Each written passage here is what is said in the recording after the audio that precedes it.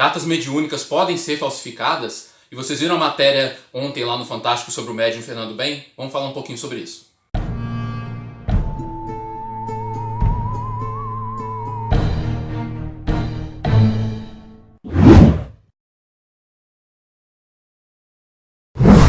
Tchom, tchom, tchom, tchom, tchom, tchom. E aí, meu povo, eu sou o Léo Martins, o cientista de chinelo, e o canal tem esse nome porque eu gravo os vídeos no meu horário de folga. Eu quero falar um pouquinho dessa questão das cartas mediúnicas, porque aparece nas pesquisas, já apareceu nas minhas, e ficou toda aquela questão, né, de até onde que dá para falsificar as cartas ou não, até onde que isso é um ataque ou não, a religião, enfim. E eu até nem ia fazer um vídeo sobre esse assunto, mas eu caí na besteira de ler os comentários, né? Eu achei a matéria original, porque eu não consegui assistir TV ontem. Eu vou até colocar aqui na descrição o link da matéria, caso você não tenha visto, e aí depois você volta aqui. Ou se você quiser ver aqui agora de uma vez, porque aí você já vai lá para a matéria munido com algumas ideias. Eu vi os comentários, caí na besteira de ler, e vi um festival de absurdos, né? Algumas pessoas foram bem ponderadas, mas um monte de coisa também que eu tinha que falar um pouco a respeito. Ninguém me perguntou, mas eu tinha que falar a respeito. Então nós vamos fazer esse comentário aqui partindo do princípio do que foi mostrado na matéria, tá? Eu não vou contestar as fontes mostradas na matéria, nada disso. Vamos partir do pressuposto que aquilo foi aquilo mesmo. E vou conversar a partir daquilo, dos comentários, a partir dali. Tá? Para começar, essa coisa de farsa em fenômenos dessa natureza, meio mediúnicos e tal, isso existe desde sempre.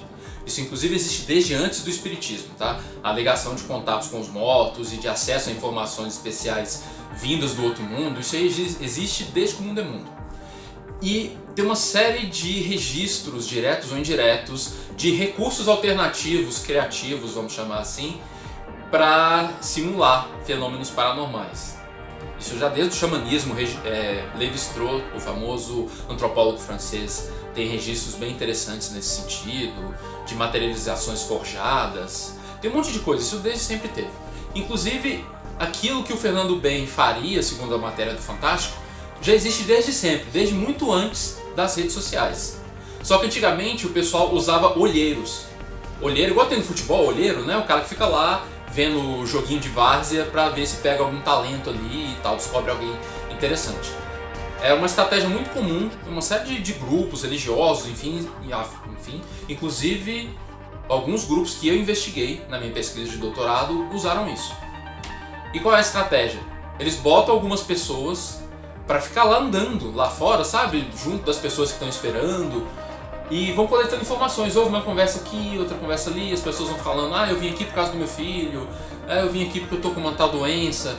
E às vezes, inclusive, o olheiro, ele joga informações para colher também. Então ele chega se passando por uma pessoa que tá lá também esperando pra entrar e ele fala, né, coisas do tipo, eu tô doente e tal, alguma coisa, por isso que eu vim aqui. Aí a pessoa que tá ouvindo, ela também fala, eu também vim por causa de outro tal motivo.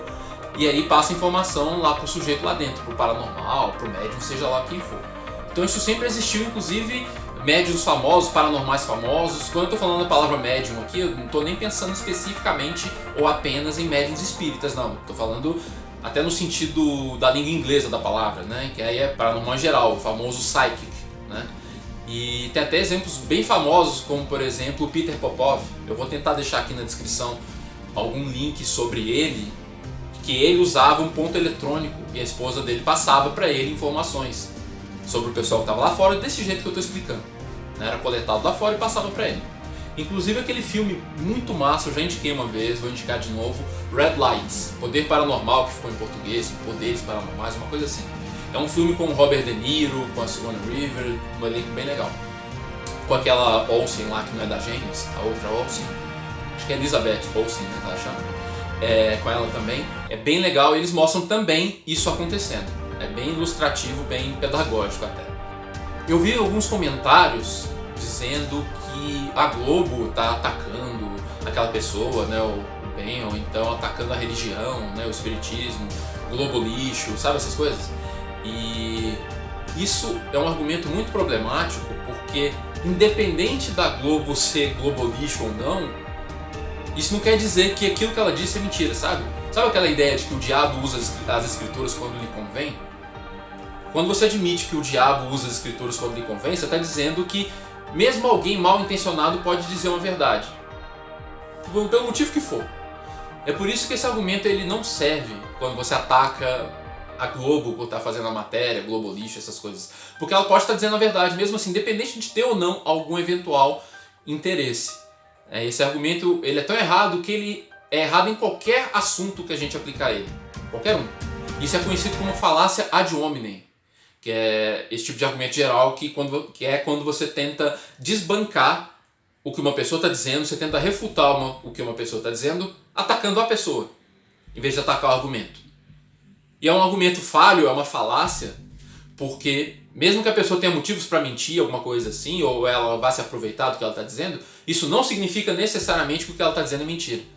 Então se você está preocupado em saber se a pessoa está mentindo ou não, atacar as credenciais da pessoa não prova o seu ponto, de que a pessoa está mentindo.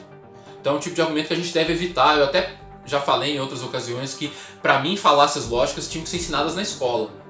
Lá no primeiro grau, sabe? No final do primeiro grau ali, quando a criança já tem uma maturidadezinha para começar a entender conceitos abstratos e tal, a gente já tinha que começar a ensinar falácias lógicas.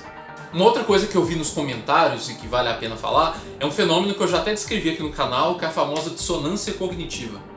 Dissonância cognitiva é quando uma crença sua bate de frente com algum dado da realidade e nesse conflito, em vez de você mudar suas crenças por conta da informação nova, você dá um jeito de atacar a informação nova para suas crenças continuarem mais intactas possível, elas continuarem intactas, né, o máximo possível.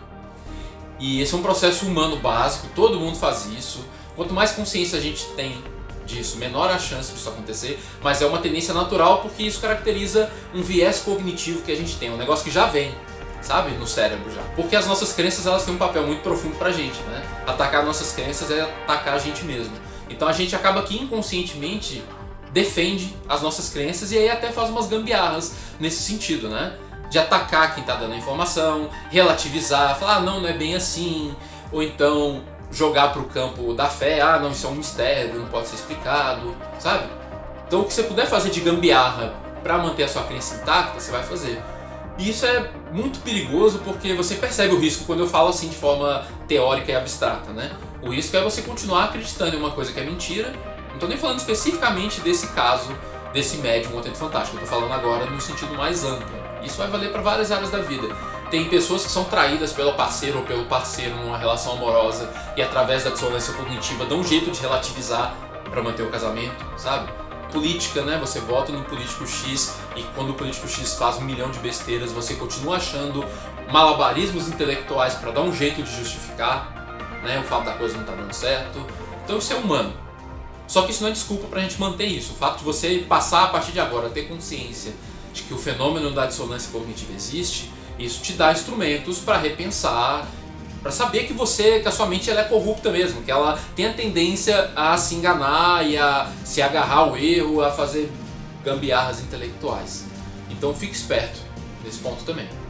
Então é bom destacar que essas críticas elas não são especificamente destinadas ao espiritismo, mas também não está excluindo essa religião específica. Isso acontece com seres humanos em geral e artes divinatórias e afins como mediunidade ou leitura de mão, bola de cristal, qualquer coisa, pessoas que jogam cartas. Esse tipo de fraude a gente já viu acontecer e está registrado nas pesquisas em todos os tipos de processos divinatórios que você puder pensar. Não quer dizer que todo mundo faz isso, mas também não quer dizer que qualquer área de processo desse tipo está livre dessa coisa das fraudes. E aí o pessoal usa olheiro, mas hoje tem as redes sociais para fazer esse papel. É extremamente fácil e eu mesmo já fiz, só que aí com uma demonstração de psicologia, numa palestra eu estava falando disso, aí eu sorteei alguém da plateia e eu falei coisas extremamente pessoais dele. E eu coletei 100% das informações nas redes sociais da pessoa. Então esse tipo de coisa é extremamente comum. Então a solução, vamos dizer assim, que a gente tem que ter é saber dessas coisas, saber que a gente tem esses vieses, manter o senso crítico alerta e ficar ligado no cientista de chinelo, porque a gente sempre vai falar dessas coisas, tá? Então siga aqui o canal, deixa o like para dar aquela força e a partir de agora eu vou tentar fazer vídeos com mais frequência, tá? Prometo. E depois também vai ter mais novidades aí, o cientista de chinelo vai estrear em outros tipos de plataforma, tá? Um abraço, até lá!